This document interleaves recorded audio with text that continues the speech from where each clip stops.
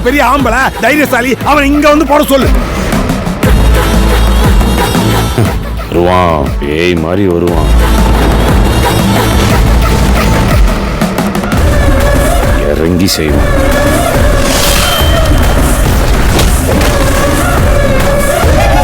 யாரா போட்டா?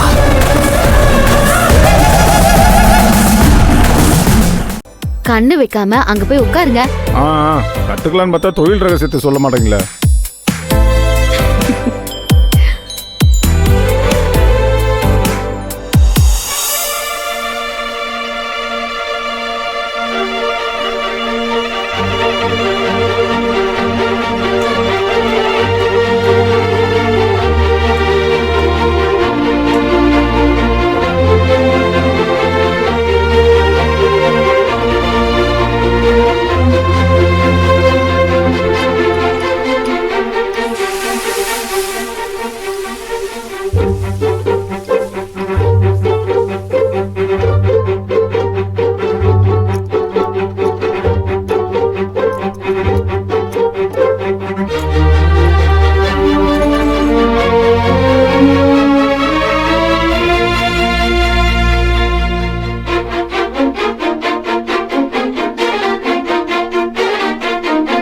இது பிடிங்க.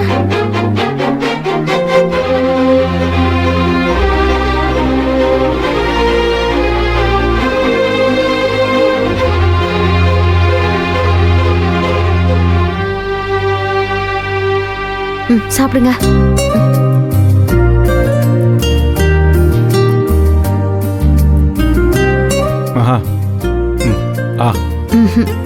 நீங்க சாப்பிடுங்க. Ladies first. ஓ, லேடிஸ் ஃபர்ஸ்டா? இருங்க. ஓ, அப்படி வரீங்களா? சரி.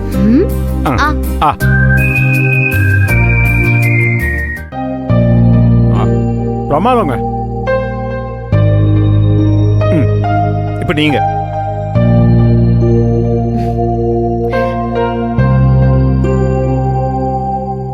ஏமஹா, கல்யாணம் ஆனதுக்கப்புறம் நானும் என் குடும்பத்தை விட்டு பிரிஞ்சு வந்து, நீங்களும் உங்கள் குடும்பத்தை விட்டு பிரிஞ்சு வந்து தனி குடித்தனமாக இருக்கிறோம். தனி குடித்தனம் வந்து நாம் சாப்பிட்ற முதல் சாப்பாடு இதுதான். உங்களுக்கு எப்படி இருக்கு? இதெல்லாம் உங்களுக்கு தாங்க புதுசு. எனக்கு இது புதுசு இல்லை. புரியல. கல்யாணம் ஆன எல்லா பொண்ணுங்களுமே அம்மா வீட்டை விட்டு பிரிஞ்சு புருஷன் வீட்டுக்கு வந்து அங்கதானே நாங்க சாப்பிடுவோம். ஆனா நீங்க தான் முதல் முறையா உங்க வீட்டை விட்டு வந்து இப்ப என்னோட உட்கார்ந்து சாப்பிட்டுட்டு இருக்கீங்க. நீங்க சொல்றது உண்மைதாங்க. அப்படி பார்த்தா கல்யாணத்துக்கு அப்புறம் ஒவ்வொரு பொண்ணும் அப்பா அம்மா தம்பி தங்கச்சி அக்கா அண்ணன் எல்லாரையும் பிரிஞ்சு புருஷனே நம்பி தனியா வராங்கல்ல. எல்லா உறவையும் விட்டு வந்து ஒரு புது வாழ்க்கையை ஆரம்பிக்கிறாங்க. அந்த வாழ்க்கை எப்படி இருக்குமோங்கிற சந்தேகம் ஒவ்வொரு பொண்ணு மனசுக்குள்ளேயும் இருக்கும். பாவம் இல்லை. ஒரு பக்கம் பார்த்தா பொண்ணுங்களை நினைச்ச பாவமா இருக்கு. ஆனா இன்னொரு பக்கம் உண்மையிலே பொண்ணுங்களாம் தைரியசாலிங்க. தைரியசாலியா இல்லனா கூட தைரியசாலி மாதிரி நடந்துக்கணும். ஆமாங்க, அப்பதான் இந்த சமுதாயத்துல நம்ம டிராவல் பண்ண முடியும்.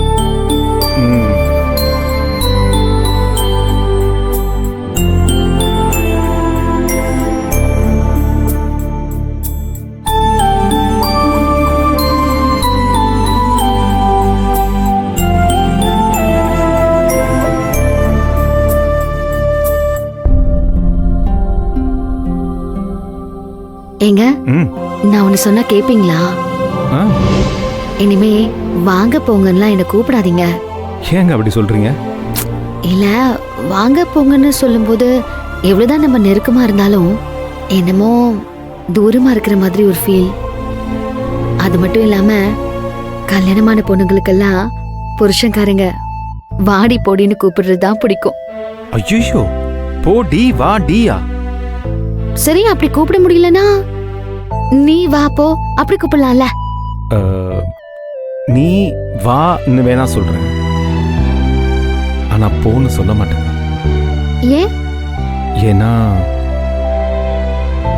போன்னு நான் சொன்னா வேணாங்க. விளையாட்டு கூட நீங்கள் என்னை விட்டு போயிடக்கூடாது. என்னால் நீங்கள் இல்லாமல் இருக்க முடியாது. அதுக்கப்புறம் என்னால் வாழவே முடியாதுங்க.